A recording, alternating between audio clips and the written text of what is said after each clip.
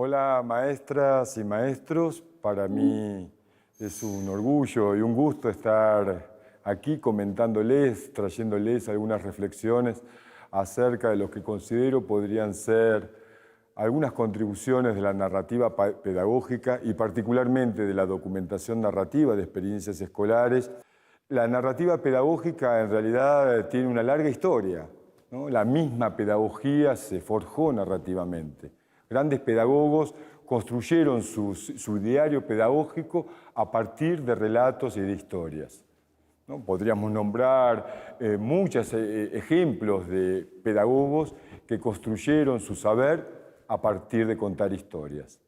El contar historias de enseñanza y contarlas entre maestras y maestros, conversar en torno de esas historias y de esas narrativas, favorece el proceso de formación entre maestros y también favorece y propicia la indagación de la propia experiencia.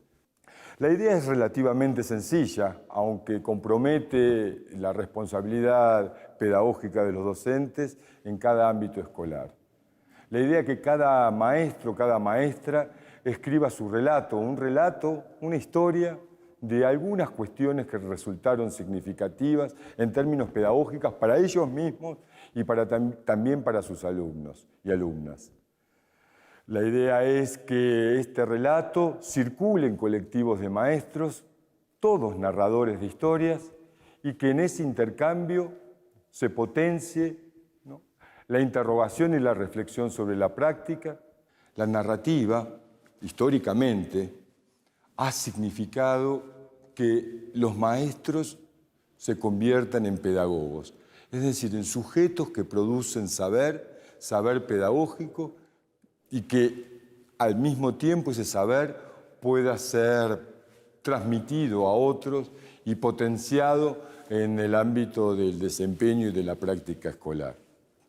También es cierto que durante mucho tiempo y a partir de estas políticas de destitución del saber pedagógico de los docentes, ¿no?, los maestros nos hemos acostumbrado a simplemente esperar que nos vengan a decir lo que tenemos que hacer.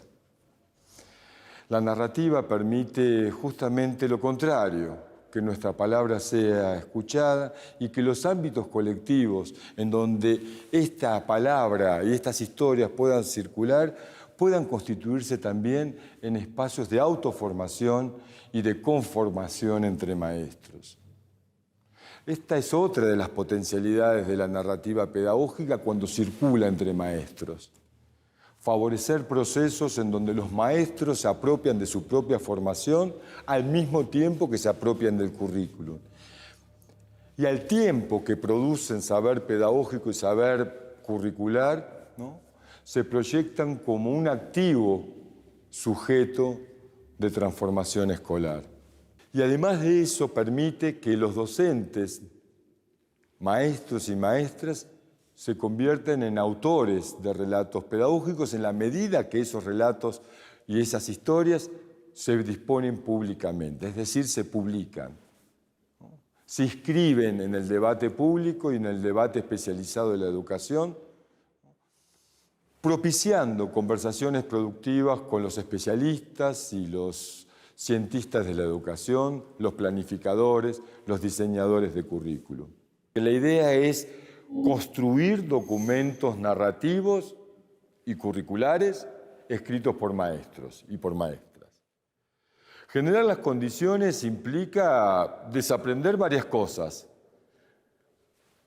Por ejemplo, las palabras que muchas veces obstaculizan una reflexión pedagógica.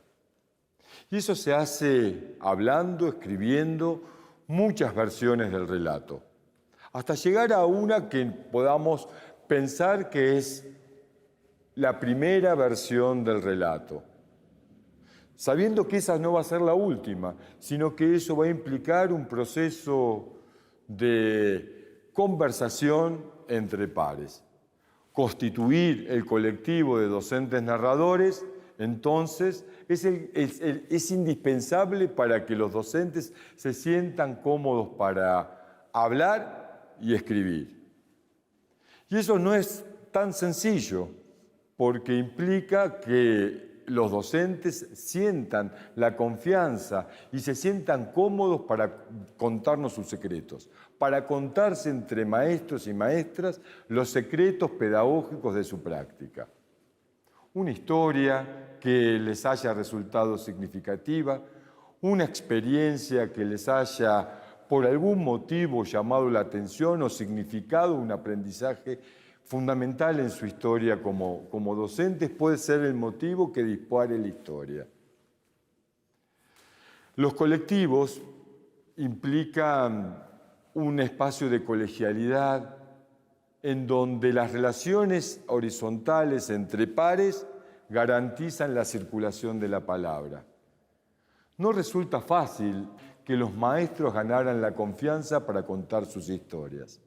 La presencia del otro maestro, de la otra maestra, resulta fundamental y la escucha de ese maestro y de esa maestra resulta indispensable para que esa primera versión del relato vaya creciendo y se vaya tornando cada vez más significativa en términos pedagógicos. Entonces, lo primero es la constitución de los colectivos. Inmediatamente la disposición para narrar la historia y escribirla en una primera versión. Esa primera versión circulará en el colectivo y será leída por los pares. También el docente que narra tendrá la oportunidad de leer los relatos de sus colegas. Y en ese ir y venir de los relatos, incrementar la potencialidad del propio relato respecto del colectivo, ¿no? Alimentándose con la palabra y las reflexiones de los pares, pero garantizando que el docente narrador tome las decisiones respecto a su propio escrito. Él y ella son los autores del relato, los propietarios intelectuales de esa historia, los narradores y escritores de esa historia. Por supuesto, las contribuciones, los comentarios de los pares enriquecerán su escrito, pero siempre el autor del relato, el propietario de la historia, el que se autoriza en ese colectivo como autor del relato, es el docente narrador.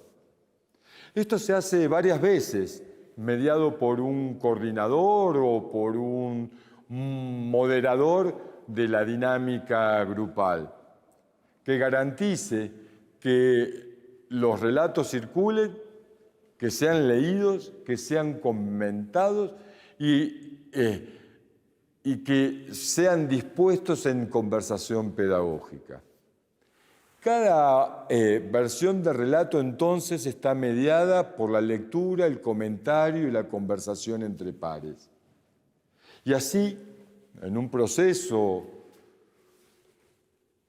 largo y complejo, el docente va construyendo y reconstruyendo su relato hasta que ese colectivo decide que ese relato es publicable. Es decir, que saldrá del ámbito íntimo del grupo para disponerse públicamente en el espacio educativo, en la comunidad educativa, en el ámbito plural del debate pedagógico. Luego de la publicación del relato en distintos formatos, que puede ser a través de libros o a través de ateneos en donde se lean los relatos, o a través de revistas o repositorios virtuales, el docente narrador se convierte en autor. Y fíjense qué interesante, su producción intelectual y pedagógica, ¿no?, ratifica su autoría del relato, lo constituye en autor de pedagogía y no tan solo en receptor de recetas construidas por otros. Y se pueden generar a partir de ahí distintos circuitos de circulación de esa palabra escrita, de esas historias narradas y de esos documentos curriculares de primer orden, ¿no?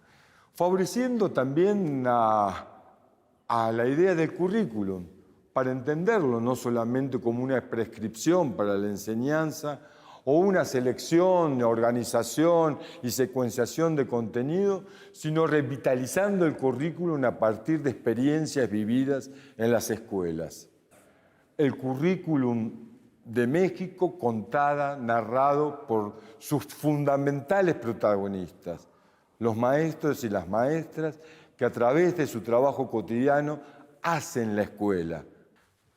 Tal vez a través de las narrativas pedagógicas, de los documentos narrativos de experiencias pedagógicas escritos por los maestros, podamos imaginar otro currículum y otra escuela. Por supuesto, a partir de esas historias, ¿no? También, ¿no? Se genera un compromiso indispensable entre los maestros y las maestras y las políticas educativas. Ya no son solo objetos de políticas, sino activos constructores de política curricular. El currículum ya deja de ser una prescripción, o tan solo una prescripción, y se convierte en una materia viva, en una letra viva, ¿no? Que no solamente plantea horizontes, sino que reconoce el esfuerzo de quienes lo hacen cotidianamente en la escuela. El desafío, entonces, es una fuerte interpelación a la autoformación, a la coformación y a la conformación de colectivos, ¿no? de interpretación pedagógica en cada escuela, en cada espacio escolar, en diálogo con la comunidad y con la política educativa, para que el currículo no sea solamente aquello que baja, sino también aquello que se cuece en el ámbito escolar y se proyecta hacia arriba. Esto los responsabiliza y los compromete en la profesionalidad docente y en la tarea de construir saber pedagógico.